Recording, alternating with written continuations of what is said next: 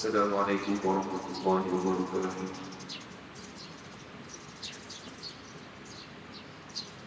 الحمد لله رب العالمين، والصلاة والسلام على أشرف الأنبياء والمرسلين سيدنا محمد وعلى آله وصحبه أجمعين.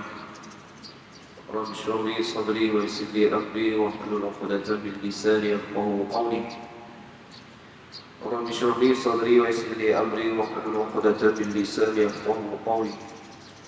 رب اشرح لي صدري ويسر لي أمري واحلل عقدة من لساني يفقهوا قولي. اللهم افتح علينا حكمة واشرح علينا من خزائن رحمتك يا أرحم الراحمين يا رب العالمين.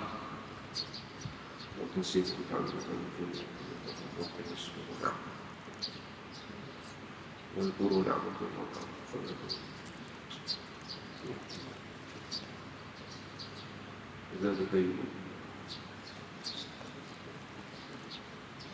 InsyaAllah pagi ini Alhamdulillahirabbil alamin wassalatu alhamdulillah segala puji bagi Allah.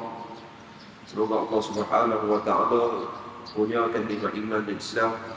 Dan syukur kepada Allah Subhanahu wa taala kerana diberikan kelapangan, diberikan kekuatan kepada kita pagi ini dapat sama-sama kita solat subuh berjemaah, dan insya-Allah pagi ini sama-sama kita muzakarah.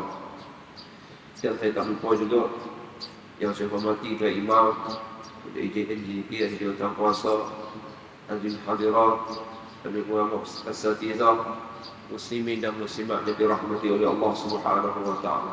Insya-Allah pagi ini saya nak bawa sedikitlah bagi kitab tazkirah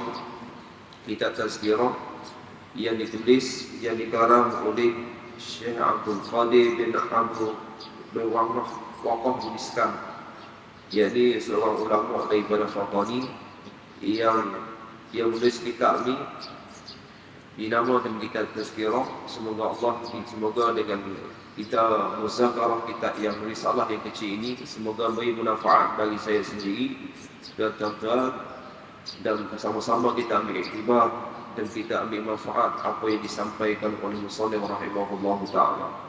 Sebelum daripada kita nak bukakan kitab tersebut, risalah tersebut, sama-samalah kita hadiahkan Fatihah kepada Rasulullah sallallahu alaihi wasallam, kepada sahabat radhiyallahu ajma'in, dan para tabi'in, dan kepada ulama, dan kepada kedua ibu bapa kita, dan kedua dan segala ibu dan muslimin dan muslimat, insya-Allah.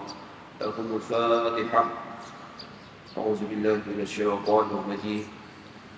Bismillahirrahmanirrahim. Alhamdulillahi rabbil alamin, arrahmanir rahim, maliki yawmiddin. Iyyaka na'budu wa iyyaka nasta'in. Ihdinas siratal mustaqim. Siratal ladzina an'amta 'alaihim ghairil maghdubi 'alaihim waladdallin. Maaf tuan-tuan, saya ni mau panggil satu yang pertama, saya ni cakap bahasa balik. Jawab berbagi ni, adanya kita ni tak reti, saya ni tak reti nak cakap bahasa yang sedikit sikit lah. Bahasa, orang panggil bahasa orang mudah faham, payah sikit. Jadi saya cakap bahasa balik, dia faham pun. Cakap bahasa balik, dia faham pun, jadi senang. Saya sini bukan nak main nak mengajar pun, mari nak main muzakarah. Sebagaimana dikatakan oleh ulama, hayatul ilmi bi muzakarah, mamatul ilmi mutabaqatun. Hidupnya ilmu ni dengan sebab di muzakarah, dengan sebab kita muzakarah, ingat sama ingat. Tuan-tuan ingat saya ingat tuan-tuan. Mamatul ilmi, matinya ilmu ni di mana? Dimutarabah dengan kita meninggalkan muzakarah. Kalau ingat, tuan-tuan tak ingat, saya pun tak ingat, maka tak ada ilmu akan luput. Sebab tu prinsip nak dapat ilmu ni disebutkan oleh Tuanku Ayah Hashim Pasir Tubuh rahimahullah ta'ala. Tubuh beri Pasir Tubuh ni dia kata, Syarat tak boleh hidup ni 5 benda. Ingat, syarat tak boleh hidup ni 5 benda dia kata. Yang pertama, dengan kita belajar, dan syarat tak boleh hidup ni dengan 5 mim. 5 mim. Yang pertama, membaca. Kena rajin baca. Kena boleh hidup ni yang pertama kena baca. Jangan malah nak baca. Tengok buku kita, ada kita buka, ada buku kita buka lama-lama, tak ingat jadi ingat. Itu syarat dia. Yang kedua, mengaji. Ini juga iaitu mengaji. Nak boleh itu mesti dengan mengaji. Mengaji ni kalau bahasa kita ni dengan kita berguru lah. Dengan kita berguru. Kena ada guru dan mengaji. Jangan tak mengaji, buka baca, buka kitab, buka buku sana pakai baca bahan kita birra'i tak disuka ditegak.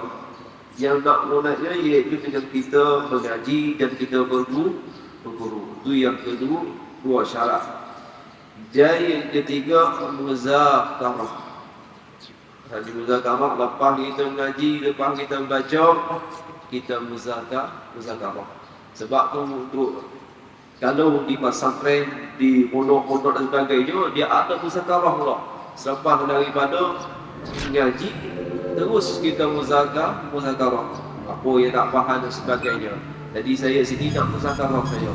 Saya tak, apa yang saya tak kena dan apa yang lupa dan sebagainya, tuan-tuan ingat saya. Jadi syarat ilmu ni kita muzakarah. Dan yang keempat iaitu kita mestilah menulis. Nak boleh ilmu jangan malah menulis. Pergi sekolah, pergi majlis buat kitab dan sebagainya, pen pun tak bawa. Tak jadi, takkan ingat ilmu. Nak boleh ilmu kena menulis. Lainlah macam untuk bulu. Lainlah kan. Kita syarat kita nak boleh ilmu ni mestilah kita menulis. Dan yang kelima kata ulama, kata Tua Yasin, iaitu yang kelima, mestilah kita menghafal.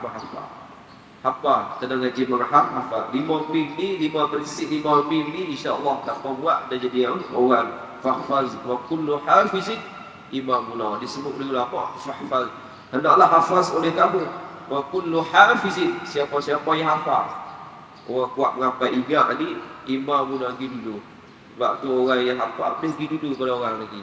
Jadi orang yang nak pergi dahulu makna kata nak ke depan daripada orang lain, mesti dia menghafal.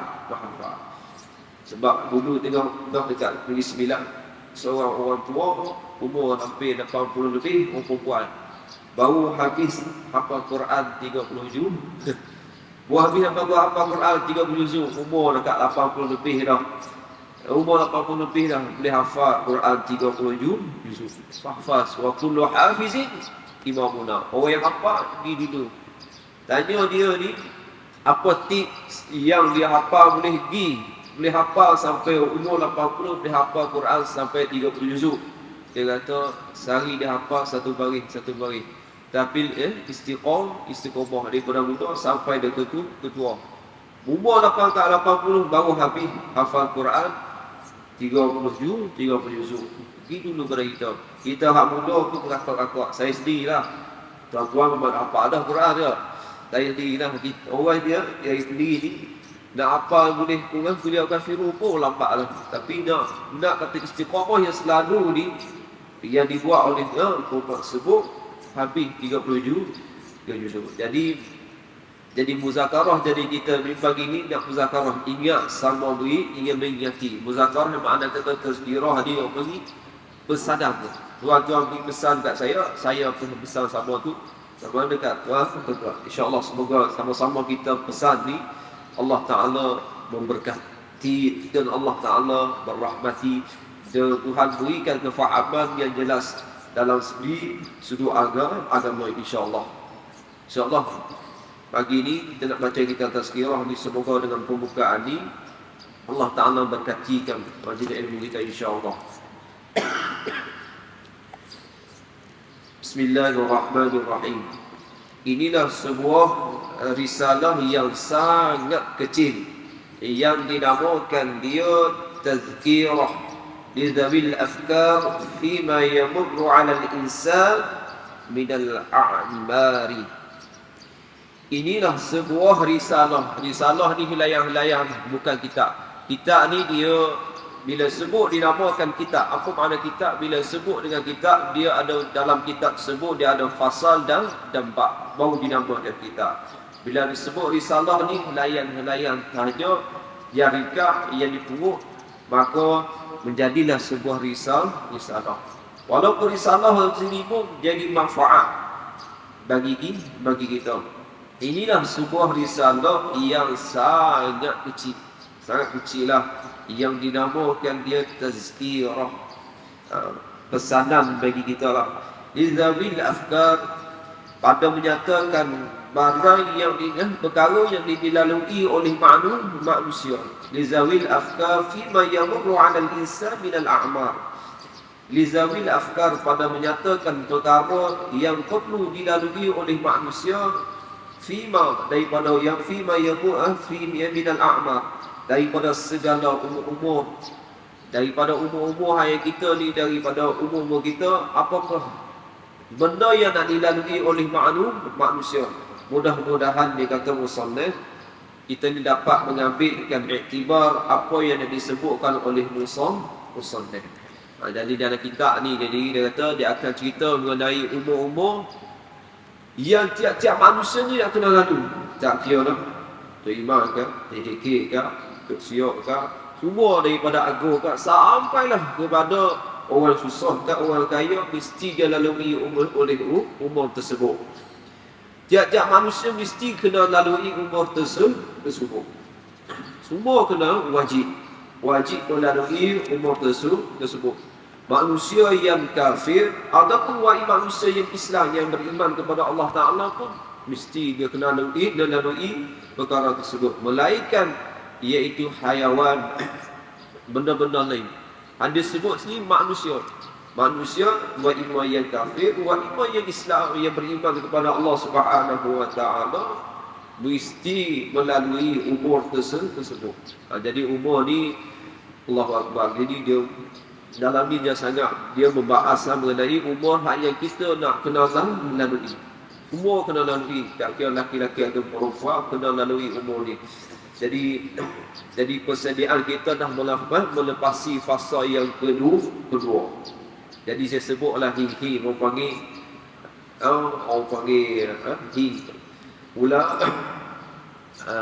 umur yang pertama saya sebut, nanti tak misalnya tak sebut lagi, tapi saya sebutlah apa umur yang kena lalui, iaitu umur yang pertama, umur yang mana kita ni semua manusia ni dihimpunkan di dalam sulbi Nabi Adam alaihi salam. Semua ni kita sekarang ni berhimpun di dalam sulbi Nabi Adam alaihi salam. Semua duduk dalam sulbi Nabi Adam dan dikeluarkan oleh Allah Subhanahu wa taala di atas muka bumi. Kita umur tu dah lalui dah semua. Tak kira orang kafir ataupun orang Islam. Semua duduk dalam sulbi Nabi Adam. Itu yang pertama.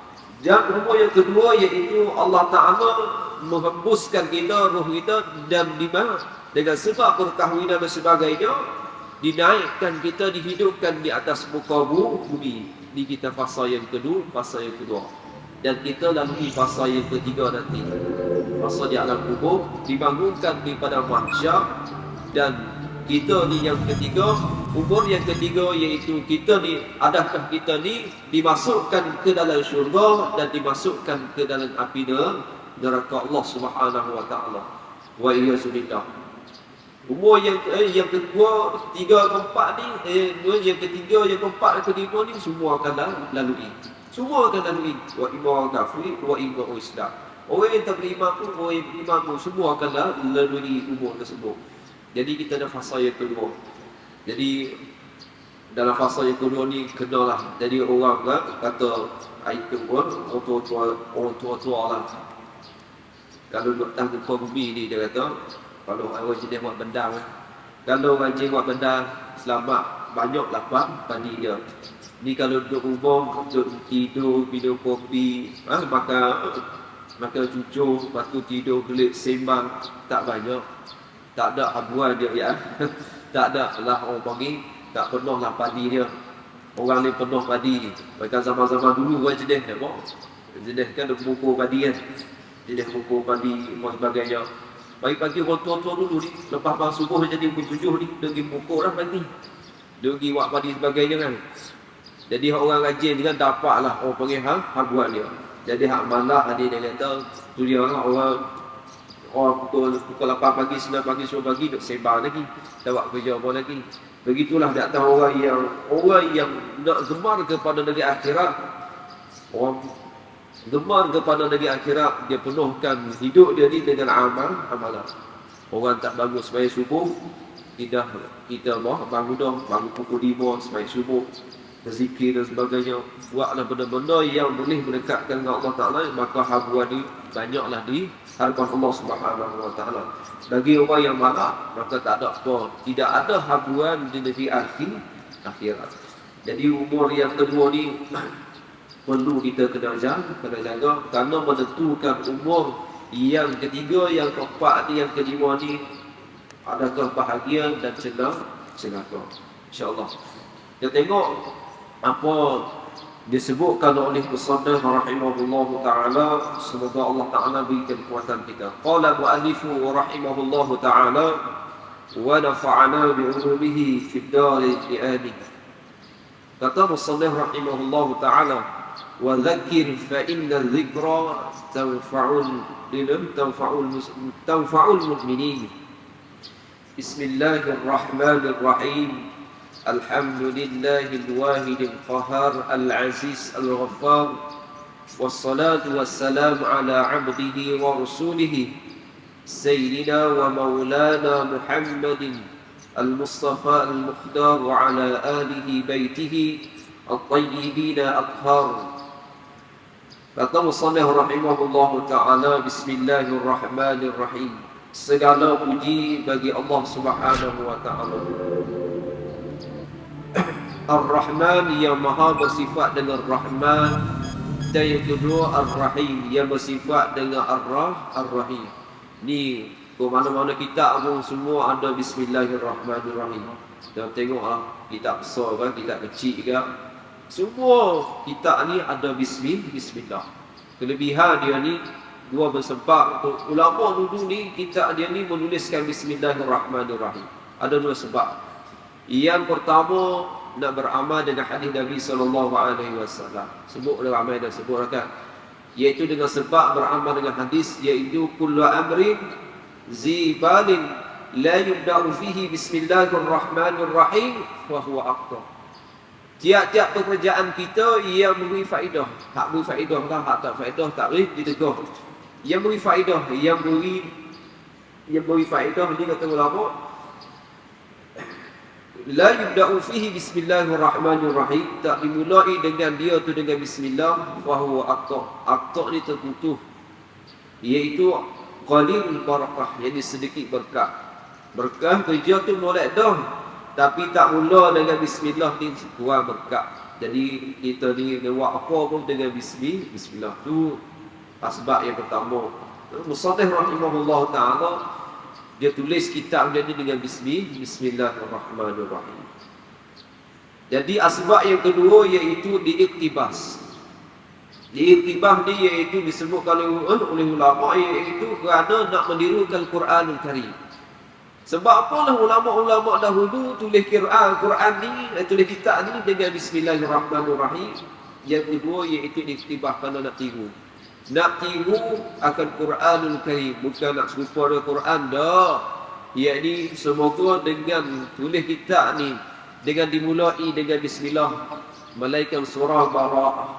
Kan surah Bara'ah tu tak dimulai dengan bismillah. Jadi Al-Fatihah sampailah An-Nas semua ada bismillah kan. Al-Fatihah, Al-Baqarah sampailah suratul Nas semua ada bismillah. Melainkan surah Bara'ah tu tidak ada bismillah. Semoga dengan tirukan Quranul Karim ni dengan bismillah ni, orang akan tengok kita, orang akan mengambilkan iktibar seperti mana nentu, seperti mana orang yang baca Quran, begitulah orang bacakan kitab tersebut. Orang ulama ni tulis kitab pada hak tu. Jadi apa yang manfaat, apa manfaat kita boleh ambil, kita ni macam tu lah, kita di atas muka bumi ni, duduk di atas kita, hidup kita ni kena tiru. Kena tiru pada kena pakaian kita, perkataan kita, telinga kita, kaki kita, segala anggota kita mengikutkan acuan Al-Quran, insya-Allah orang akan tiru. Bukan hanya perkataan sahaja yang keluar, bahkan perbuatan tu orang akan tiru.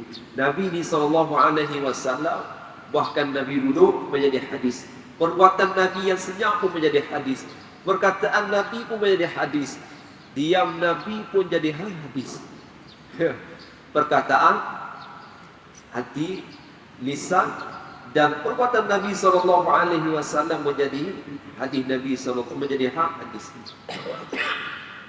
Begitulah kita tentang muka bumi ni, hidup ni kena tiru apa yang ulama tu buat, barulah akan menjadi ikutan.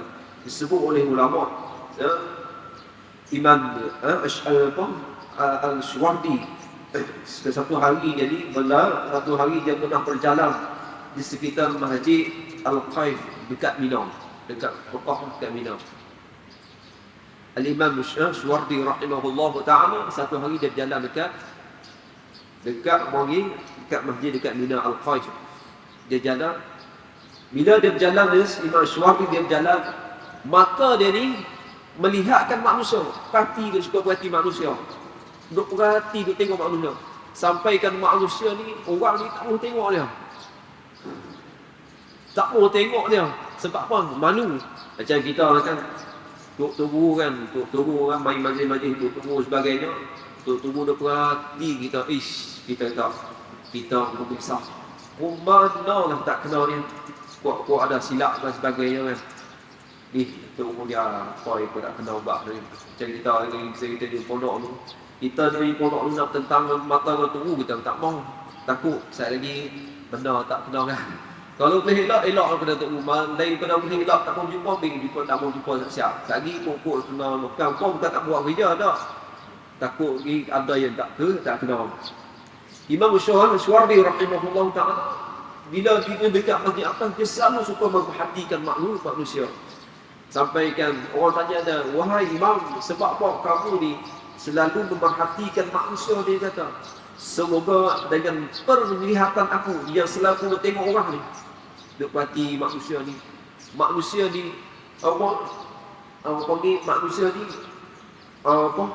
dapat mengingatkan aku, mengingatkan mereka kepada Allah Subhanahu wa ta'ala. Macam kita lah, bila kita tengok orang-orang alim ni, kita tengok Tok Tunggu ni sebagainya, menyebabkan kita rasa mahabbah, kasih, dan rasa kita nak tinggal dengan benda-benda tak elok. Sebab dia Tok Tunggu hebat jadi macam mana nak jadi macam dia. Jadi tengok macam tu, rasa nak buat benda-benda yang kebajikan. Sebab tu Imam Syuwardi kata, aku selalu memperhatikan manusia, semoga manusia ni dapat menirukan aku. Dengan penglihatan sahaja dapat manusia ni meniru dan menjadikan kebaikan. Begitulah kita ni nak jadi baik, kena bahkan bukan hanya perkataan sahaja, tapi bahkan perbuatan, dan kita meniru akan orang-orang yang soleh. Selama tak pernah pakai jubah, cuba sama-sama jubah kan? Tak pernah pakai jubah, main jalan semua pakai seluar boleh. Satu hari kita buat tabiat mereh sikit, jidat sikit, pakai jubah kan, semua kan, pakai serban kan.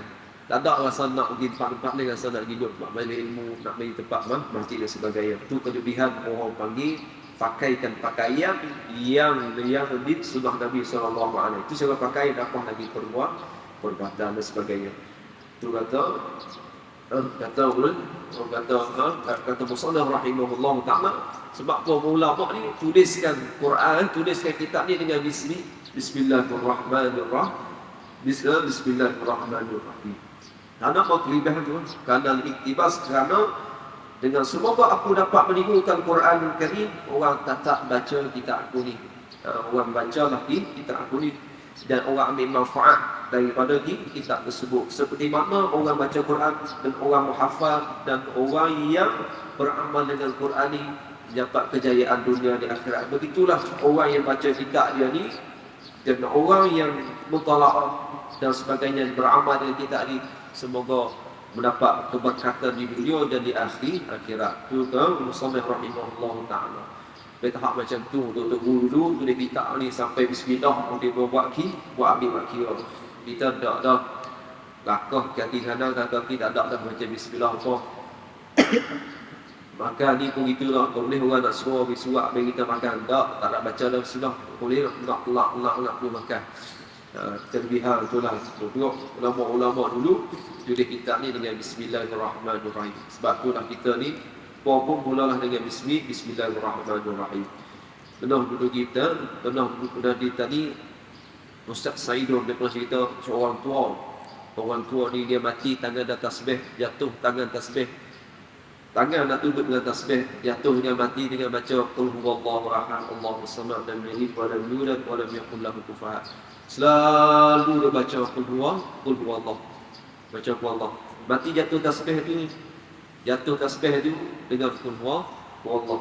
Kita pun nak macam tu lah. Kita mati kita dengan akhir kalam kita la ilaha illallah dengan nafas kalimah Allah Subhanahu wa taala. Semoga kesudahan kita ni dalam keadaan husnul khatimah. Tengok mata musannif rahimahullah. Jadi tuan-tuan, apa yang manfaat di sini, baik mana pun kehidupan kita ni, bacalah bismillahirrahmanirrahim. Dan bahalah bahaya sunnah wajib dan bahalah sebahagian fiqh dan sebagainya. Tengok mata musannif rahimahullah taala, alhamdulillah al-wahidil qahhar al-aziz al-ghaffar. Wassalatu wassalamu ala abdihi wa rasulihi sayyidina wa maulana Muhammadin al-Mustafa al-Mukhtar wa ala alihi baitihi tayyibina azhar. Kata musannif rahimahullah ta'ala wa ashabihi al-muhajirin wal ansar wa tabi'in lahum bi ihsan ila yawmi inqisamin nas ila al-fariqaini fariqal fil jannah wa fariqin fil nar. Kata musannif rahimahullah ta'ala, qala mu'allif, puji-puji bagi Allah Ta'ala. Ini tak perlu pun nak uraikan. Tengok selalulah ramai dah nak uraikan. Puji-puji itu bahagi pada apa? Bagi penampak, puji qadim bagi qadim, puji qadim bagi hadis. Puji hadis bagi qadim, puji hadis bagi hadis. Semua tu puji tersebut bagi Allah Subhanahu wa taala. Saya nak sebut satu sini sebab pun kita kena puji. Puji apa makna puji? Puji ini lisanus sama. Sebut perkataan yang elok. Sebut apa nak molek nak kurang, tu dia nama puji. Boleh baik lah, boleh bagus lah, boleh maksa lah. Maksa tu maksa. Maksa di orang Bali ni juruh lah, molek dah.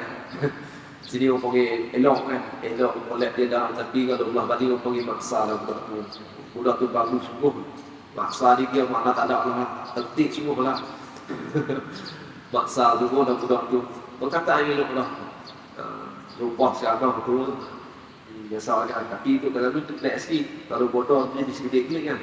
Bodoh datang. Ini mana kata bodoh. Orang sebut bodoh datang pun jadi sedikit juga orang tu pun. Tolonglah dulu. Tapi ulang balik dengan saya pun sama juga. Kalau sebut bodoh ni. Sedikit semua mana ni bodoh. Datang tu aku bodoh juga tapi sedikit. Allah Allah. Bodoh pun benar. Nak sedikit kan nak bodoh. Tapi itulah kan. Kelebihan kan bahasa kan. Tapi nak cerita apa? Bisa bersama sebuah perkataan yang boleh daripada hati kita. Dan ala jamil ikhtiar atas bahasa ikhtiar hati kita. Atas kehendak hati kita, bukan hanya perkataan yang di mulut saja, bahkan daripada hati baru dinamakan puji. Kalau disebut hanya sebab daripada lisan, tak dinamakan puji. Saya nak sebut di sini sebab apa kita kena puji. Kena puji Allah Ta'ala.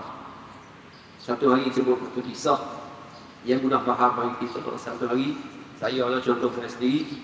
Saya ni berhutang dengan Alung 1 juta. 1 juta hutang. Hutang sekarang ni 1 juta. Tak ada duit lah. Alung nak mari kata, tak bayar esok, anakmu, binimu, semua tak tekok. Aduh, dia bukan bimbing je deh. Dia ubuk pergi mari dah, dia buat sungguh, dia buat sungguh dah. Kita apa yang Allah tak tahu dah pula. Habis lah. Habis dia apa? Habis tempat kita nak cari duit tersebut untuk bayar daripada hutang kita. Maka dengan tersebut tu kita jumpa seorang sahabat kita yang lama kaya dia pun. Kaya sungguh dia. Kita pun jumpa dia. Aku dah nak minta tolong. Nak minta tolong dia pun. Aku nak pinjam 1 juta. Dia bayar hutang tu. Kalau tak bayar anak-anak bini pun habis. Pakai mati gitu. Nama kawan kita tu nama Zaid. Zaid tu tak apa. Tunggu sah. Dia bukan ada duit mana pun. Hak kaya-kaya gitulah. Hak gaji B40 dia pun free dia. Kaya gitu je lah. Lepas lah tak ada hutang sebagainya. Lepas tu dia kata tak apa. Aku jumpa seorang lagi. Tak apalah. Nanti minggu depan aku bagi tempoh dalam masa 2 hari. Aku buat bagi dia ni 1 juta. Dia bukan dia hak dia punya. Dia pergi jumpa orang lain. Dia jumpa seorang sahabat dia. Nama dia Umar. Dia jumpa Umar. Umar ni kaya sungguh. Bila jumpa Umar berkata ambil lah 1 juta tu. 2-3 batal je. Ambil wah tayar tu, buka bonet kereta, lu duit dalam tu, ambil dah 1 juta. Jangan ambil kalau banyak pun ambil lah 1 juta, ambil bagi kat dia. Nak bayar kata bayar, ikut mula. Jadi dia ni lepas daripada kena dengar lu sebagainya. Kita ambil 1 juta, 2 hari pula tu kita pun bagi dekat dia. Ni 1 juta. Dah ambil dulu. Nak bayar, terpulang pada mu. Bila masa pun boleh bayar. Kita dengan seronok ni, ya Allah Akbar. Orang kita tinggal sepik, macam kita tengah rumah, orang betul kali ya. Kita rasa syukur, rasa nak peluk, nak cium apa semua. Sebab apa? Ada orang tolong kita. Kita tengah tersepit, tengah kereta nak tarik, tengah orang halung dan sebagainya. Ada orang hamba Allah Ta'ala nak tolong, sanggup bayar dan sebagainya. Seronok kita. Lepas tu, dia tak lama dia si Zaid lihat kita yang orang ni yang nak bagi hutang kan kita, dia mati dia. Duduk sampai terselang 2 bulan, mati dia. Allah mati sahabat kita. Bila mati dia ni, sikit lagi. Bila mati dia kita, Allah, kita pergi ziarah. Biasalah dia mati ni sembah lah, bukan lagi pun. Jumpa kawan-kawan sembah. Kita pun cerita kebaikan dia. Si Umar tu, ya Allah, masih Zaid tu bagus dari Allah. Bagi saya ni hutang, saya dekat saja 1 juta. Tak ada dah manusia bagus macam dia. Saya keadaan bagi 1 juta nak bayar bila pun tak ada masalah. Puji Zaid siapa tu lagi? Yang selalu orang hutang kat Izal tu. Dia puji banyak. Lepas tu kita pun tak faham. Yang si Umar ni, hak yang bagi hutang ni, agak-agak perasaan dia kata, selaka tunggu lah. Aku yang bagi duit 1 juta, Zaid juga boleh nama. Dia tak tahu kan aku ni yang bagi sebagainya. Dia tak nampak. Dia kata, tak nampak sembah semuanya. Si Umar kata, ya sebenarnya saya yang bagi duit 1 juta tu kepada si Zaid untuk bagi dekat tuan. Bak tuan kata, saya yang bagi duit 1 juta. Agak-agaklah yang kita hari ni kita memuji manusia ni. Manusia dia ada duit, ada harta, orang handal jadi handal sebagainya, anak studi. Yang sepatutnya yang layak kita puji siapa dia? Allah Ta'ala kan manusia. Yang memberi adalah Allah, pihak Allah. Pihak Allah yang memberi kepada kita segala nikmat tersebut. Tapi kita ni memuji manusia lebih daripada puji Allah. Sepatutnya kita puji Allah.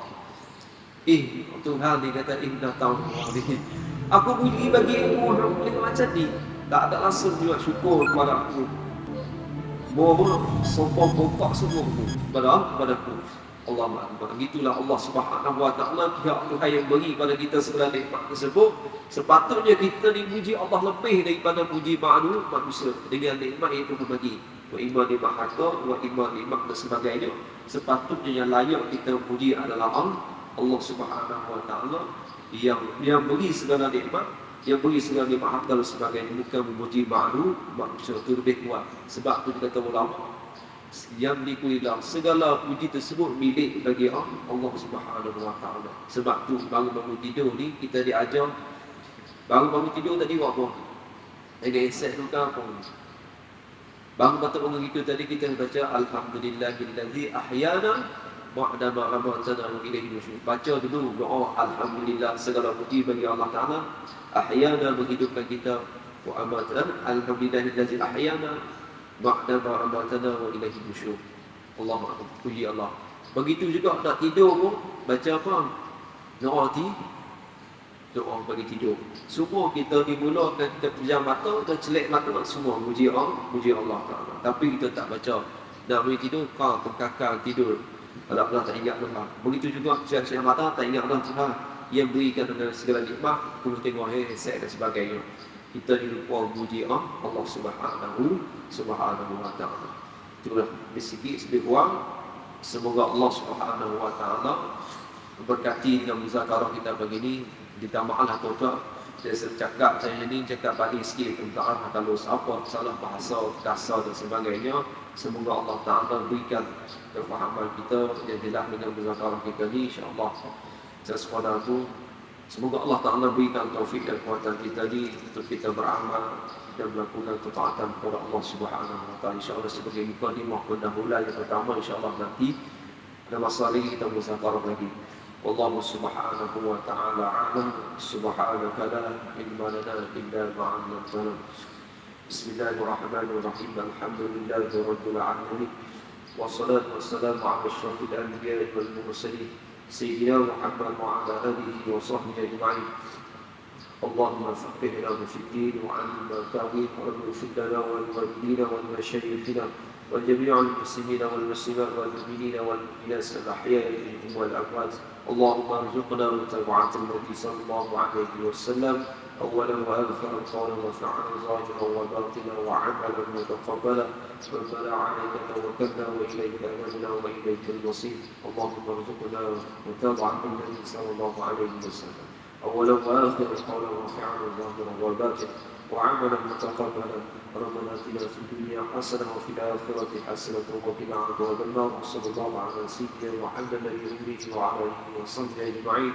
سبحان ربك رب العزة عما يصفون وسلام على المرسلين والحمد لله رب العالمين. تقبل الله منكم.